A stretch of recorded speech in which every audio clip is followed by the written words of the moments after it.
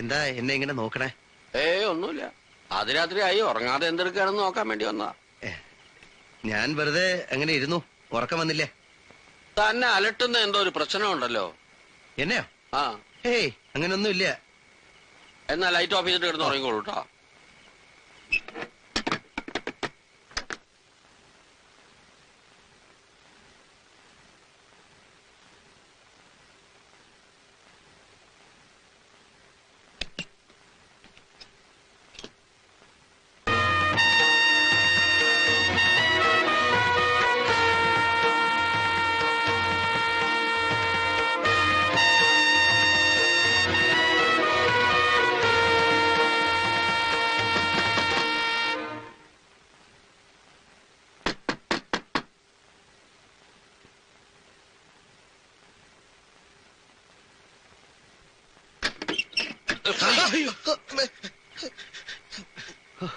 നിങ്ങളായിരുന്നോ? ഭാഗ്യം. ഇപ്പൊ എല്ലാവരുടെ ശവം ഈ വരാന്തേ വീണനെ. ഈ സാധനം എടുത്ത് നീട്ടുകയും പിടിക്കുകയും ഒക്കെ ചെയ്യുന്നത് സൂക്ഷിച്ചു വേണം. കൈവിട്ട സൂത്രമാ. ആ രാമമേനൻ ഇങ്ങോട്ട് വരുന്നതുകൊണ്ടോ അയാൾക്ക് വല്ല സംശയമുണ്ടോ? എനിക്ക് അങ്ങനെ തോന്നിയില്ല. ആളിൽ കുറിയേര് പൊതുവെ പെശക, പോരാത്തതിന് കൂർമ്മ ബുദ്ധിയും. ഒടുവില് ഞങ്ങൾ തൂങ്ങേണ്ടി വരരുത്. ആരും ഭയപ്പെടണ്ട. ഒരു സുപ്രഭാതത്തിൽ നിങ്ങൾ അറിയും ഉദയവർമ്മ മഹാരാജാവ് മരിച്ചു. ഒരു കാര്യം മറക്കണ്ട, ശവം ചിതയിൽ വെക്കുന്നതിന് മുമ്പ് എനിക്ക് എന്റെ പണം മുഴുവൻ കിട്ടിയിരിക്കണം. അല്ലെങ്കിൽ നിങ്ങൾ പറഞ്ഞത് സംഭവിക്കും, എല്ലാവരും തൂങ്ങും. ഇല്ല, ഞങ്ങൾ ചതിക്കില്ല. പറഞ്ഞാലും കൂടുതൽ പണം തരും. എങ്കിൽ തമ്പുരാക്കന്മാർ പോയി സുഖമായിട്ട് കിടന്നുറങ്ങൂ. ഞാനൊന്ന് പ്ലാൻ ചെയ്യട്ടെ.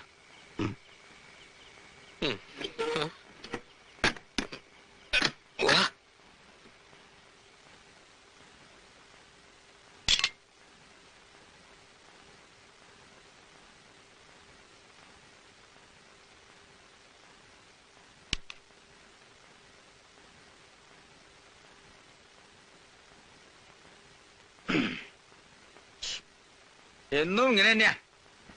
എല്ലാരും വിലവിളക്ക് എണീക്കുമ്പോ നമ്മള് പകുതിയായിട്ടേ ഉണ്ടാവുള്ളൂ. നിങ്ങളും ഊണിന് മോശമല്ല. ലേശം മോരുകൂടാവാം. മോളെ ഇച്ചിരി മോരോട് ഒഴിച്ചു കൊടുക്ക്.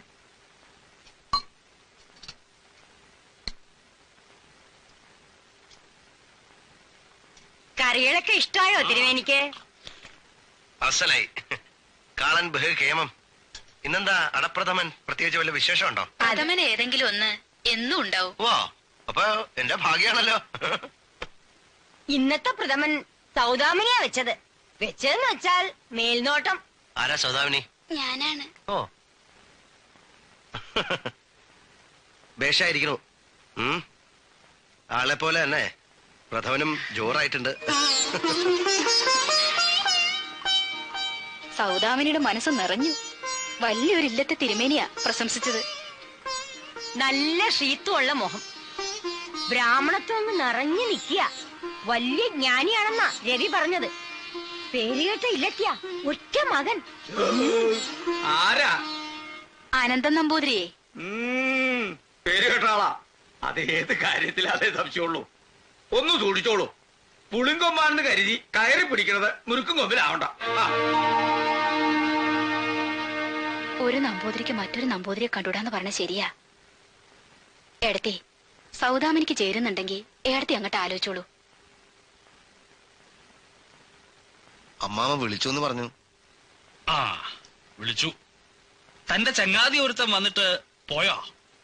പോയില്ല. എന്താ? അയാൾക്ക് പെട്ടെന്ന് പോവാൻ തോന്നണില്ല അത്രേ. അത് ശരിയല്ല. പ്രായമായ പെൺകുട്ടികളൊക്കെ താമസിക്കുന്ന സ്ഥലത്ത് ഒരു കാര്യവും ഇല്ലാണ്ട് ചെറുപ്പക്കാരൻ ഇങ്ങനെ ചുറ്റിത്തിരിയണത് എനിക്കിഷ്ടമല്ല. ആരോട് പോകാൻ പറയൂ. അല്ല അമ്മാമേ, അയാൾ കുഴപ്പക്കാരനല്ല. നേരും നെറിയുള്ള ശുദ്ധ. വിശദീകരണം ഒന്നും വേണ്ട. 2 ദിവസം താമസിക്കണം, എല്ലാം ഒന്ന് കാണണമെന്നൊക്കെ പറഞ്ഞു. സമ്മതിച്ചു. ഇനിയിപ്പോ എന്താ? അല്ല, അയാള് തനിക്ക് പറയാൻ ബുദ്ധിമുട്ടാണെന്ന് വെച്ചാൽ മേനൻ പറയും. എന്താ? ഒരു വാക്കും കൂടെ കിട്ടിയാ മതി. പടിക്ക് പുറത്തിറക്കണ കാര്യം ഞാൻ ഏറ്റു. അത് വേണ്ട, ഞാൻ പറഞ്ഞോളാം.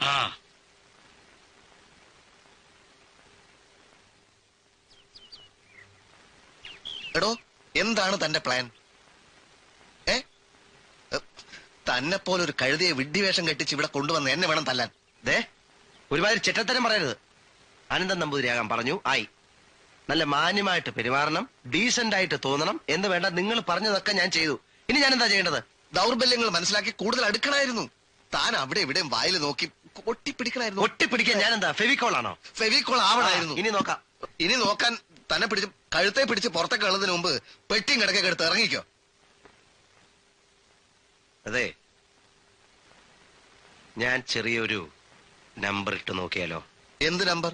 ക്ഷമിക്കണം, പുറപ്പെടാൻ തയ്യാറായി. അങ്ങയുടെ മുന്നിൽ പാടണമെന്നൊരാശയുണ്ടായിരുന്നു. അതിന് അനുവാദം ഉണ്ടായില്ലെന്ന് മനസ്സിലായി. അതുകൊണ്ട് മാപ്പാക്കണം. ആരാണ് ഗുരു? അങ്ങനെ ആരുമില്ല. മനസ്സിൽ അച്ഛനാണ് ഗുരു. ആരാണ് അദ്ദേഹം?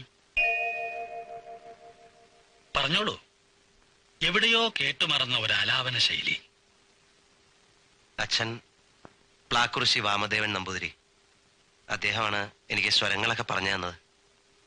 5 വയസ്സിന് ശേഷം എനിക്ക് ആ ഭാഗ്യം ഉണ്ടായില്ല. നന്നായി വരും. സ്ഫുടത, ശുദ്ധി, ആഴം എല്ലാം ചേർന്ന സ്വരം. ദാ ഇത് വെച്ചോളൂ, ഒരു ചെറിയ സമ്മാനം. നാളെ രാവിലെ ഞാൻ പുറപ്പെടും. വരട്ടെ. ഇയാള് ആളിത്ര കേമനാണെന്ന് വിചാരിച്ചില്ല. എപ്പോ പുറപ്പെടണമെന്ന് നാളെ തീരുമാനിക്കാൻ പോരെ? അങ്ങയുടെ ഇഷ്ടം.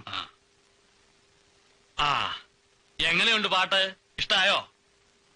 ആര് പാടിയാലും എന്തെങ്കിലും ഒരു കുറവ് കണ്ടുപിടിക്കും ഈ കുട്ടി. കണ്ടശുദ്ധിയില്ല, സർക്കസ് കാണിച്ചു എന്നൊക്കെ.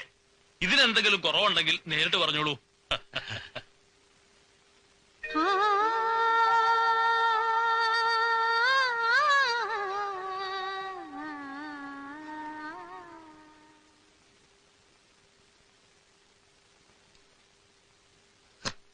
कैसा लगा है भाई साहब? കമാൽ കർദിയ, കലക്കി.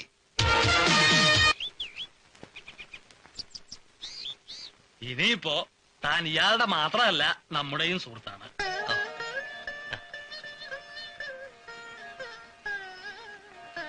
എന്നെ അത്ഭുതപ്പെടുത്തുന്നത് മറ്റൊന്നുമല്ല. പ്ലാക്കുറിശി കൃഷ്ണൻ നമ്പൂതിരി ഇങ്ങനെ ഒരു ചെറുപ്പക്കാരെ പറ്റി ഒരു വാക്ക് പോലും പറയുണ്ടായിട്ടില്ല. മുത്തശ്ശന് എന്റെ ശരീരം തീരെ രസമല്ല.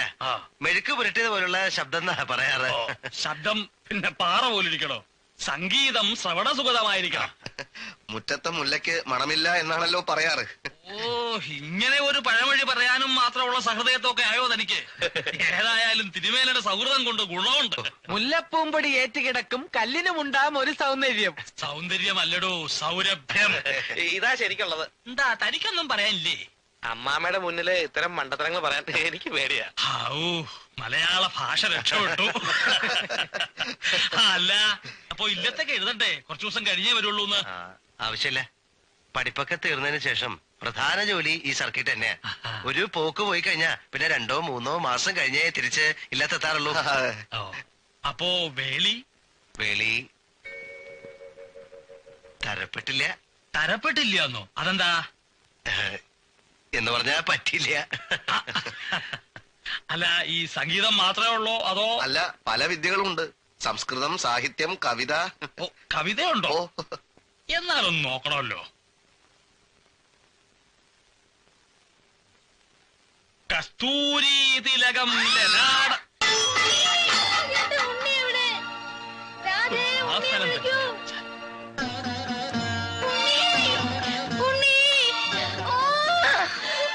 അമ്മേ, എന്താ അമ്മ ഇത്? ഒക്കെ തട്ടിക്കളഞ്ഞു. എന്നെ പിടിച്ച് ഉന്തുകയും ചെയ്തു. ആ തിരുമേനി ഉണ്ണിയല്ലാന്ന് പറഞ്ഞതിനാ. എന്റെ ഉണ്ണി വന്നില്ല രാധേ? വന്നു. സരസ്വതി കളവ് പറഞ്ഞതാ. ഉണ്ണിയെ ഞാൻ ഇപ്പൊ കണ്ടിട്ട് വരികയല്ലേ. എന്നിട്ട് എന്ത് പറഞ്ഞു? അവൻ ഇങ്ങോട്ട് വരുവോ? വരും. അമ്മ എണീറ്റ് കട്ടിലിരിക്കൂ.